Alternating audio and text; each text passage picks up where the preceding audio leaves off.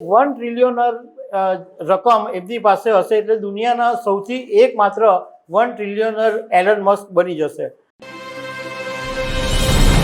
દુનિયાના સૌથી અમીર Allan મસ્કની company space એક્સનો જે શેર છે એ આજે અમેરિકાના નાસ્ડેકમાં લિસ્ટિંગ થવાનો છે અને આ અત્યાર સુધીનો દુનિયાનો સૌથી મોટામાં મોટો આઈપીઓ છે.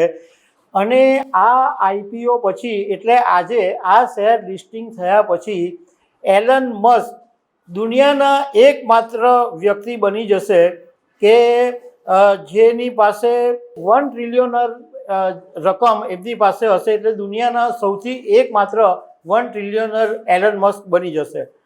તો આના વિશે તમારી સાથે વાત કરીશ. મારું નામ રાજેશ શાહ છે અને તમે જોઈ રહ્યા છો ગુજરાતના સૌથી મોટા ડિજિટલ પ્લેટફોર્મ ખબરછે.com.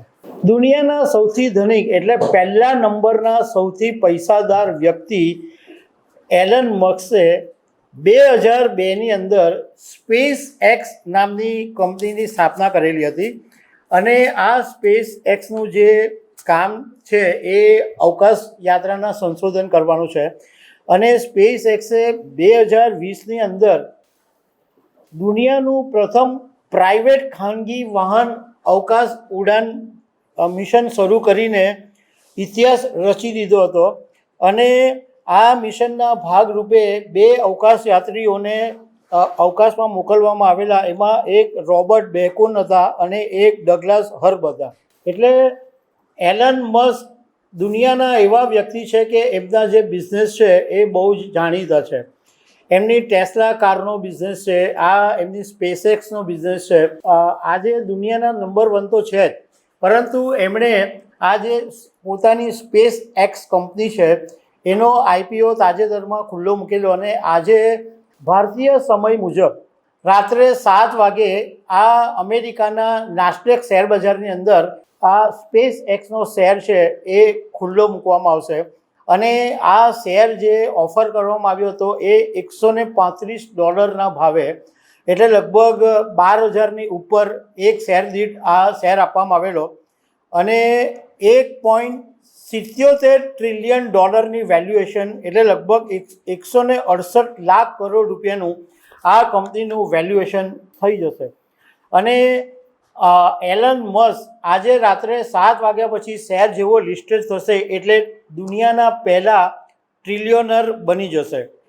આ જે એલન મસ્કનો આઈપીઓ આવ્યો એ અમેરિકાની અંદર 2024 અને 2025માં જેટલા ટોટલ આઈપીઓ આવેલા એમની ટોટલ રકમ હતી એના કરતાં પણ વધારે એલન મસ્કની આ એક જ કંપનીઓનો આઈપીઓ છે. એટલે તમે ઇમેજ કરી શકો કે દુનિયાનો સૌથી મોટામાં મોટો આ આઈપીઓ છે કે 2 વર્ષની અંદર આ જેટલા આઈપીઓ આવ્યા એનું ટોટલ કરે એના કરતાં બી આ એલન મસ્કની રકમ વધારે છે. અત્યાર સુધીમાં જો સૌથી મોટા આઈપીઓની વાત કરીએ તો જાપાનનો એનટીટી મોબાઈલ છે એ 1.72 લાખ કરોડ રૂપિયાનો હતો અને એ 1998માં આઈપીઓ આવેલો. જાપાનનો બીજો સોફ્ટ બેંક કરીને હતો એ 2.3 લાખ કરોડ રૂપિયાનો હતો અને એ 2018માં આવેલો. ચીનની અલીબાબા કંપનીનો 2.07 લાખ કરોડનો આઈપીઓ આવેલો એ 2014માં આવેલો. અને સૌદી રામકો 2.44 લાખ કરોડનો આઈપીઓ 2019માં આવેલો. અને હવે અમેરિકાની સ્પેસ એક્સ એલન મસ્કની કંપનીનો 7.15 લાખ કરોડ રૂપિયાનો આઈપીઓ હવે 2026માં આવ્યો. એલન મસ્કની જે નેટવર્થ છે એ અત્યારે $982 બિલિયન છે. એટલે ભારતીય રૂપિયાની વાત કરીએ તો 94 લાખ કરોડ રૂપિયાની અત્યારે નેટવર્ક છે. સ્પેસ એક્સના $866 બિલિયન એમની પાસે શેર છે. એલન મસ્ક એ આટલા શેરોનું હોલ્ડિંગ ધરાવે છે. એટલે મસ્કની જે નેટવર્ક છે એ આજે શેર જેવો લિસ્ટિંગ થશે એટલે $1 ટ્રિલિયન એટલે 95 લાખ કરોડ રૂપિયાને પાર થઈ જશે. હવે તમને સામાન્ય ભાષામાં એ સમજ પાડું કે $1 ટ્રિલિયન એવી રકમ છે કે જે દુનિયાના મોટાભાગના દેશોનો જે જીડીપી છે એના કરતાં પણ આ રકમ મોટી છે. દુનિયાના માત્ર 20 જ દેશો એવા છે કે જેમની જીડીપી $1 ટ્રિલિયન કરતાં વધારે છે. મસ્ક એકલા એવા વ્યક્તિ બની જવાના છે કે જે તાઇવાન, સ્વિટ્ઝરલેન્ડ, સ્વીડન અને સિંગાપોર જેવા દેશોની જે કુલ અર્થવ્યવસ્થા છે એના કરતાં પણ વધારે તેઓ હવે અમીર બની જવાના છે.